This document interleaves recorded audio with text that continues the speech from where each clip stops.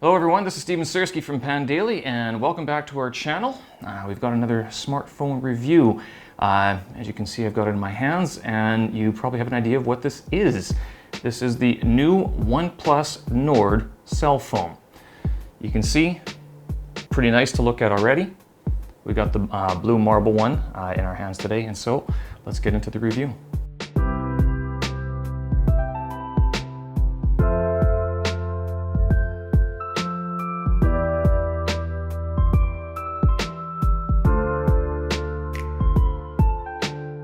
So I'll get right into the design of the phone. It's a 6.44-inch AMOLED display.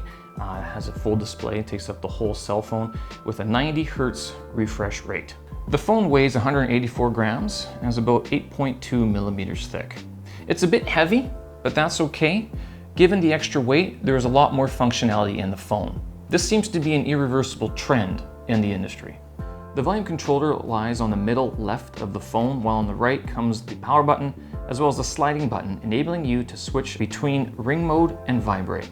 If you're the type that's always getting roasted by making sounds at a meeting or at the cinema, this gimmick is definitely a game changer. On the bottom of the phone, from left to right, features a SIM tray, a Type-C slot supporting Type-C earphones, and a speaker. The audio quality from the speaker is actually pretty good.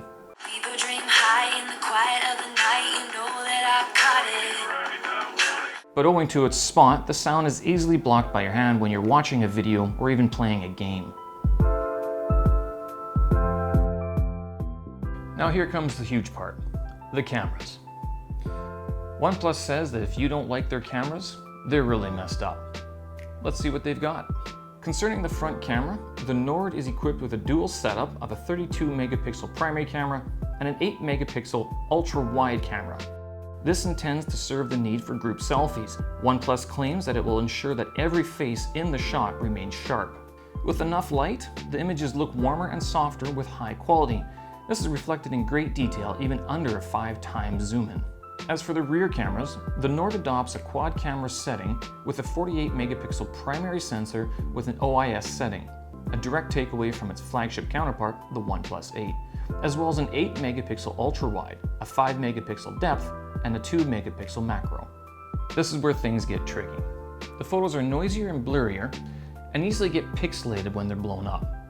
It's okay, the photo quality is alright, but as a main selling point of the camera, it falls short of expectations.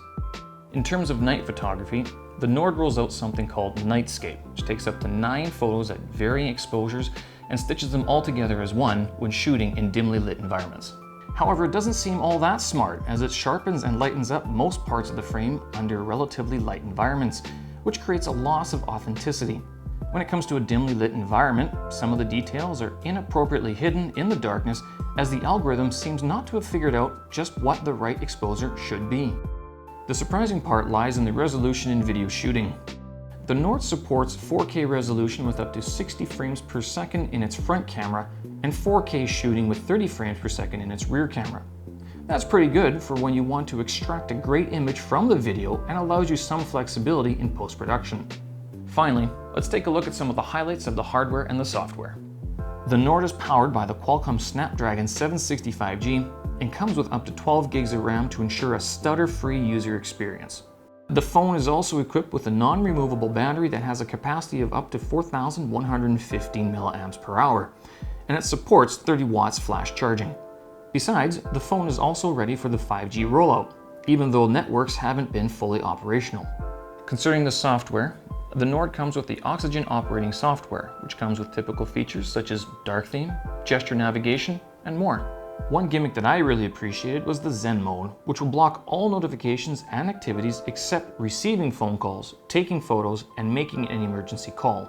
That's a savior to phone addicts who need external discipline to boost their work efficiency without sticking to their phones all the time. All in all, I'm really happy with the phone. You can't say that there's any one standout feature, but that they all stand out. For the price you pay, about 25,000 rupees, or $333 for the 128GB version, the phone gives you as much as it can. With the specifications even reaching flagship standards, you can tell the brand's sincerity. And that's all for today. We'd like to know what you think of the new OnePlus Nord, so please leave your comments down below. Also, don't forget to subscribe to our channel and keep up to date with all of our news. I'm Steve Sersky from Pan Daily. See you next time.